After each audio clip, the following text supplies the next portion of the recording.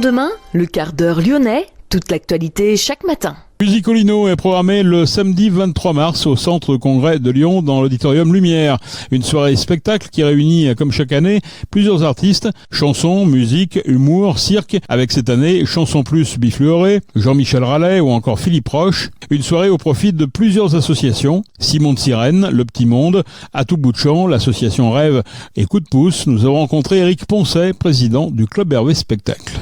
Club Hervé, c'est surtout une association qui fédère un certain nombre d'autres associations, dont le Club Hervé Spectacle de Lyon, l'association que je préside et qui effectivement organise sur Lyon chaque année 2 spectacles, Trampolino et Musicolino. Trampolino, c'est plutôt un tremplin de jeunes artistes, on va dire ça comme ça ? C'est exactement ça, c'est un tremplin, un concours en fait pour les artistes du chant, de la musique et de l'humour. Et Musicolino, donc qui nous concerne, le 23 mars à l'Auditorium Lumière, donc au Centre de Congrès de Lyon. Là, c'est le grand événement de l'année ? C'est notre grand événement de l'année, effectivement. C'est un événement qui permet de produire des artistes de renommée nationale, voire internationale. Ce sera d'ailleurs le cas cette année avec un jongleur. Et surtout, de réunir autour de ces artistes des spectateurs, le monde de l'économie et de procurer du plaisir, de la joie. J'avais souvenir que ça se passait, il y a quelques années, à la salle 3000. Aujourd'hui, vous vous repliez sur une salle avec une jauge un peu moins importante. Ça veut dire que ça marche moins bien ? Pas du tout. C'est simplement que le Club Hervé a 40 ans et qu'on a eu la chance de pouvoir réunir 3000 personnes pour célébrer, entre autres, les 40 ans du Club Hervé. Donc on s'est déployé et maintenant on se remet dans notre schéma normal qui est plutôt autour de 1000 spectateurs, toujours à la Cité internationale par contre. Pourquoi organiser un spectacle ? 3 vraies raisons.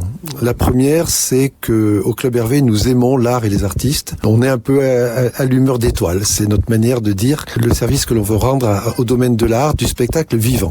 Le deuxième, c'est de créer du lien entre le monde économique et le monde de ce spectacle vivant. Et le troisième, et ça c'est vraiment important, c'est d'essayer de dégager des bénéfices que nous reversons à des associations d'entraide.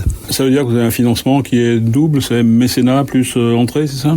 Absolument. Nous avons le mécénat des entreprises et également des billets qui sont en vente sur notre site de vente pour les gens qui veulent acheter des billets. Qu'est-ce que ça peut apporter à une entreprise de s'investir dans le Club Hervé et dans un événement comme Musicolino ? D'abord, de participer à une formidable aventure humaine de plus de 40 ans et que l'on souhaite tous pérenniser. Deuxièmement, c'est l'occasion aussi de voir que pour finir, entre organiser un spectacle, animer des artistes, être artiste ou être chef d'entreprise, il y a des liens dans le management, dans l'organisation, dans la gestion, dans le savoir-faire. On peut apprendre les uns des autres.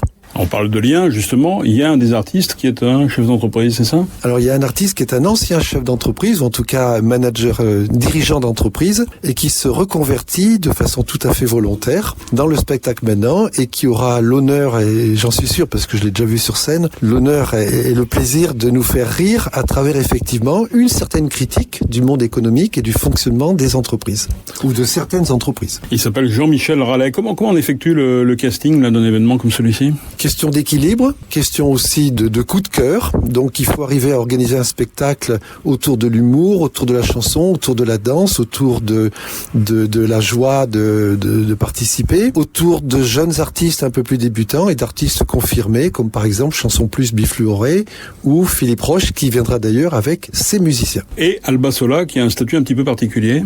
Ah bah elle a le statut d'une lauréate de Trampolino, puisque on en parlait tout à l'heure. Trampolino, c'est le concours pour les artistes débutants.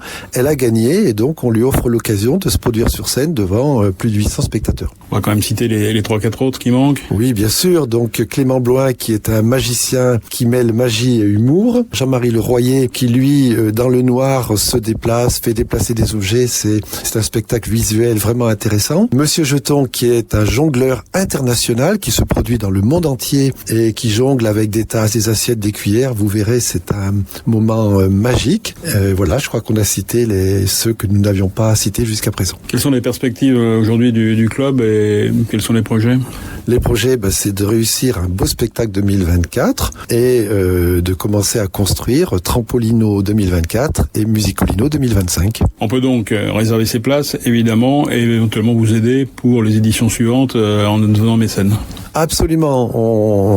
Je profite de l'occasion pour faire un appel à toutes les entreprises qui voudraient nous rejoindre à travers un mécénat. Il y a différentes formules de mécénat et pour pas très cher, on peut devenir un vrai partenaire du club. En plus, les entreprises peuvent bénéficier de réductions fiscales puisque on est agréé auprès du ministère. Et puis le public, venez nombreux.